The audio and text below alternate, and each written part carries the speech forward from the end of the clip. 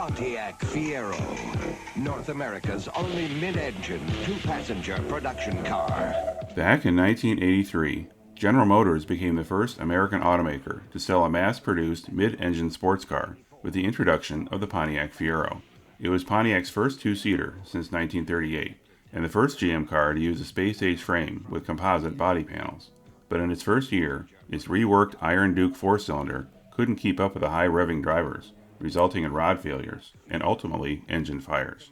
Several improvements were made, including an optional V6, and it finally became the performance car it should have always been by 1988, only to be killed off due to low sales. This is a story of the Pontiac Fiero.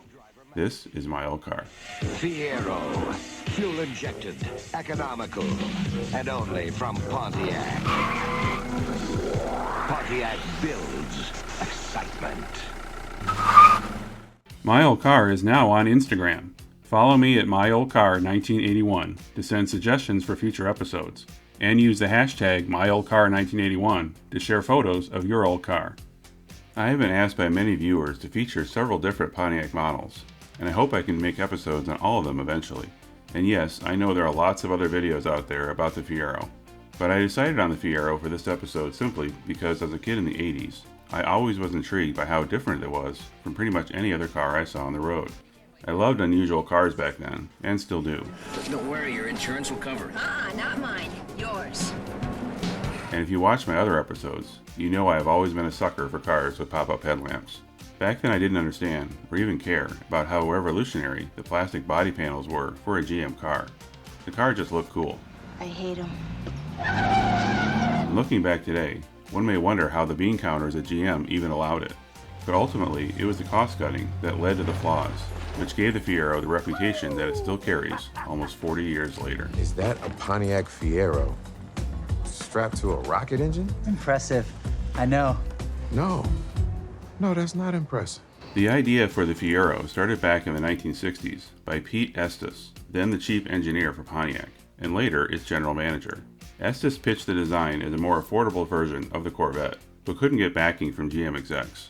By 1978, Estes was president of General Motors, and he now had the clout to order a concept car to be designed. One of Pontiac's top engineers, Pulki Altakakti, who had previously worked with John DeLorean on the GTO, eagerly wanted the job to bring the concept to reality. Although the original idea was to rework the existing J-body platform, the same platform later used for the Chevy Cavalier, that idea was thankfully scrapped. Instead, the Fiero would get its own platform, known as the Peabody. No, not that Peabody. Hello there, Peabody here. But despite the backing by Pete Estes, the idea for the Fiero met a lot of resistance across the company, who saw the Fiero as a competitor to the Corvette. There simply wasn't enough room for another two-seater that could potentially steal sales from Chevrolet's flagship model. So the Fiero instead had to be marketed as an economy car, which just happened to look like a sports car.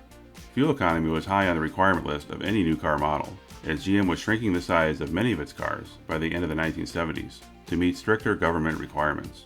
The budget for the Fiero was also shrunk, at around $700 million US. Want to see something really exciting? That may sound like a lot, especially for the late 70s, but that was somewhat lower than most all-new designs would cost.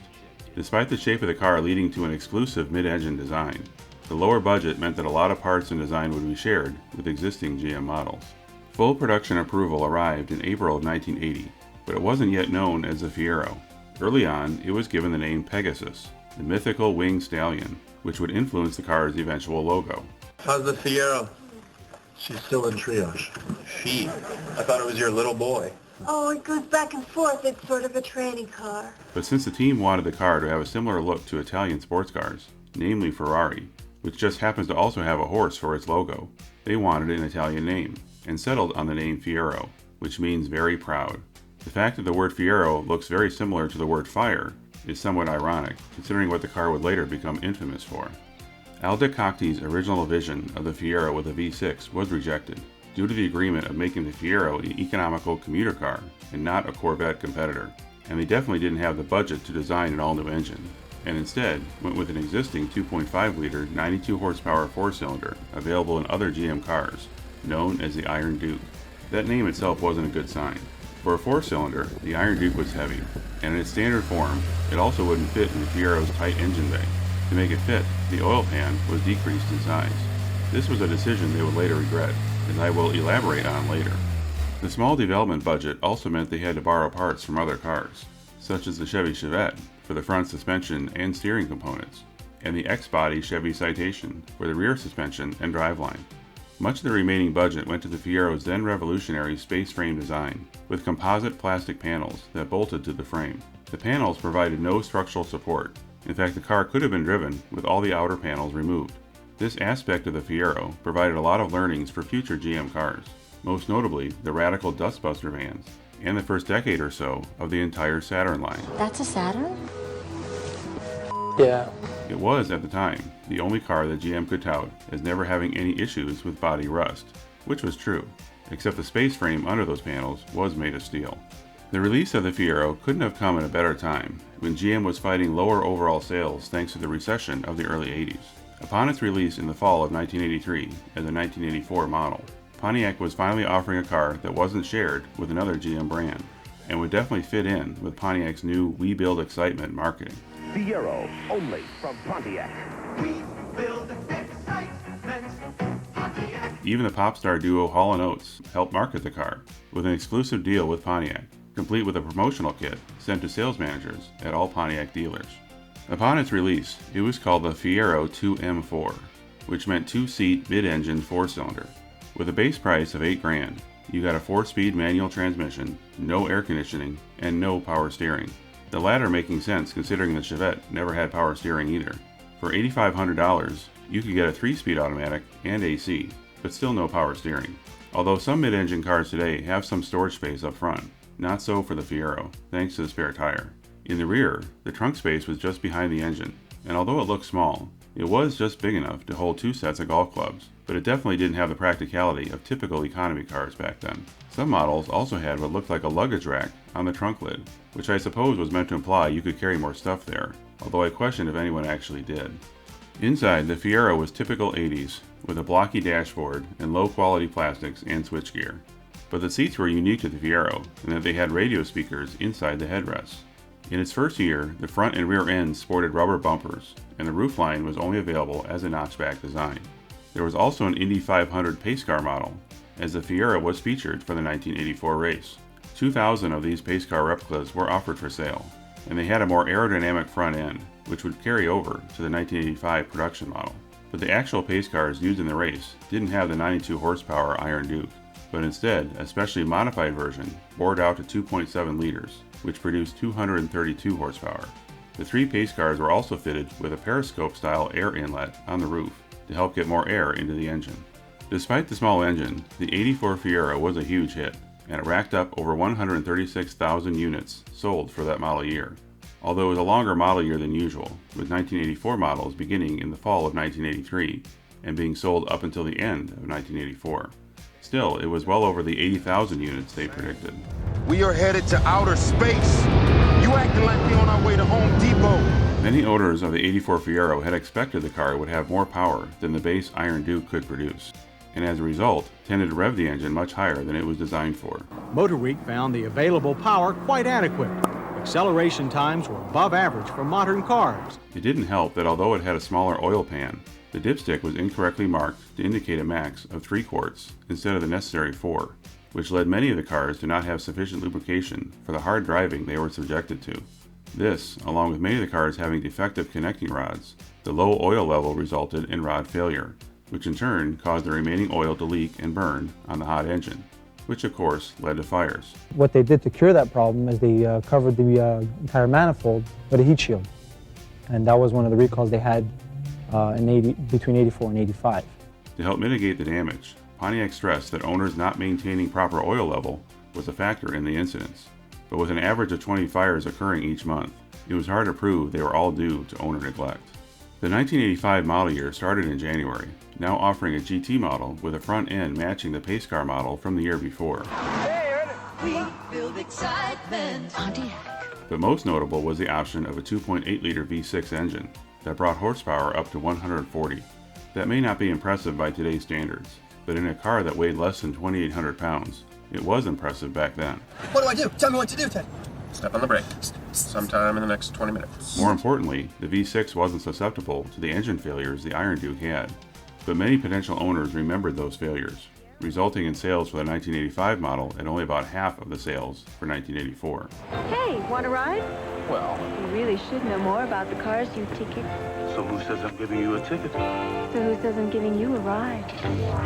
Some of that sales loss may also be because that same year, Toyota introduced the mid-engined MR2, another car that I may feature for its own My Old Car episode. The 1986 model year began in September of 1985. However, those that wanted the GT model had to wait until the following January, as the GT featured a new fastback body design. Back then, I admittedly liked the look of this new GT better than the notchback. However, I also found it a bit odd, being the only car I'd ever seen with rear windows that weren't enclosing any portion of the interior. The GT also had a unique tail lamp design, complete with the word Pontiac in big letters that lit up, which sadly doesn't look so good if any of the lamps burned out. Mais oui, la nouvelle Pontiac Fiero GT. The new look impressed some of the buying public too, as sales increased from 1985, although only about 7,000 more sold. By 1987, GM couldn't escape the damage done by the engine fires, which forced them to recall 244,000 Fieros. So they definitely needed something to help bring back interest in the car. Are you insane? We can't afford a Ferrari. It's a Fiero. Ferrari, Fiero, same thing. Since the Fiero's shape reminded some of a Ferrari, Pontiac worked with an aftermarket company called Corporate Concepts to develop a body kit that transformed the GT model into a look-alike of a Ferrari 308. It was called the Mera, and Pontiac dealers treated it like a standalone model, not a different trim version of the Fiero. Unless you really know Ferrari models, the Mera could fool most anyone. Except there was one small problem. Pontiac didn't get Ferrari's permission to copy the likeness of their car. They managed to get 247 of them built before Ferrari threatened to sue. The most important standard features of the Mera are fun and excitement. Since then, you may have seen several other one-off aftermarket versions. Yeah, that's just like the real thing. But the Mera was the only one that Pontiac dealers actually authorized, despite not bothering to get permission from Ferrari to do so. With less than 48,000 Fieros sold for 1987, GM was no longer selling enough to justify the continued production unless there was a significant increase in sales. What is this? It's a Pontiac Fiero GT. As a result, the Fiero for 1988 finally got improvements that it should have had from the start. The Chevette and Citation source suspension parts were gone, replaced with an all-new design specific to the Fiero. It also offered staggered wheel sizes and four-wheel vented disc brakes. Unique for the 1988 model year was the Formula trim, which offered features of the GT model in the notchback body style, along with a 120 mph speedometer. Despite all the improvements made for 1988, sales continued to slide, and Pontiac was losing at least $2,000 on every Fiero they built. With only around 26,400 sold for 1988, an over 80% drop from 1984. Production officially ended on August 16, 1988. Congratulations, no fire. That's right. The last model was sold to a GM assembly worker who kept it in pristine condition until selling it in 2020 for $90,000. Today, seeing a Pontiac Fiero on the road is a rare sight, unless you belong to a Fiero fan club, in which case you probably see them all the time. Although it was radical looking for its time, when seen today, it has an unmistakable 80s vibe. And although it's still loved by its hardcore fans, it's not hard to find others mocking it instead. Wow, that's slow. Is that flat out? Wow, that was almost flat out. I was too young to have any chance of owning a new Fiero, and by the time I could afford a new one, it simply wasn't a practical option, which likely was a factor in its sales drop. Over at Chevrolet, they went back to having GM's best two-seater sports car option, although there were other GM attempts, like the Buick Riata, the Cadillac Alante, and the Cadillac XLR, that last one having been built on the Corvette platform.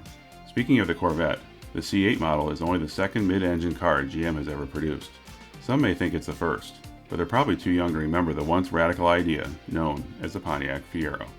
Thanks for watching. You're naked. I'm aware of that. If you like this video, click the like button and subscribe to my channel. If you once owned a car from the 80s to mid-2000s that you rarely see today and would like it featured in a future episode, leave a reply in the comments or contact me at the email shown here. See you next time.